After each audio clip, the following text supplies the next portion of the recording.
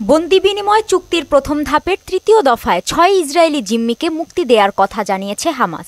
এর বিনিময়ে বাস্তুচ্যুত ফিলিস্তিনিদের উত্তর গাজায় ফেরার অনুমতি দিয়েছে ইসরায়েল। এদিকে নেটজারিম করিডোর খুলে দেয়ায় দীর্ঘ ১৫ মাস পর নিজ নিজ এলাকায় ফিরতে শুরু করেছে ফিলিস্তিনিরা।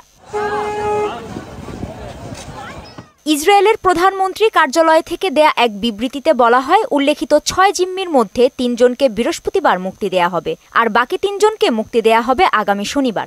তবে চুক্তির কোনো ধরনের লঙ্ঘন ইসরায়েল সহ্য করবে না বলেও হুঁশিয়ারি দিয়েছেন নেতানিয়াহু।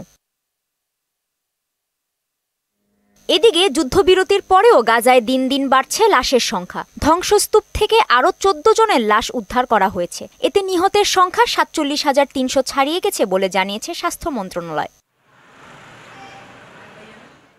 সেনা প্রত্যাহারের সময়সীমা রোববার ভোররাতে পেরিয়ে যাবার পরও দক্ষিণ লেবাননে ইসরায়েলি সেনাদের অবস্থান জারি রেখেছে ইসরায়েল। এমন পরিস্থিতিতে লেবাননের সীমান্তবর্তী গ্রামে বাসিন্দারা বাড়িতে ফেরার চেষ্টা করলে ইসরায়েলি সেনাদের গুলিতে অন্তত ১৫ জন নিহত হয়েছেন, আহত হয়েছে প্রায় ১০০। এদিকে দক্ষিণ লেবাননকে হিজবুল্লাহ অস্ত্রমুক্ত করার জন্য লেবানন এখন পর্যন্ত যুদ্ধবিরতি চুক্তি পুরোপুরি কার্যকর করেনি বলে অভিযোগ করেছে ইসরায়েল। আর এ কারণে দক্ষিণ লেবাননের সেনা মোতায়েন রাখার কথা জানিয়েছে দেশটি। সুদবিহীন ব্যাংকিংয়ে আত্মশুদ্ধির পথ এনআরবিসি ব্যাংকের ইসলামিক ব্যাংকিং আল আমিন। কাজী শাহরিন, মোহনা সংবাদ।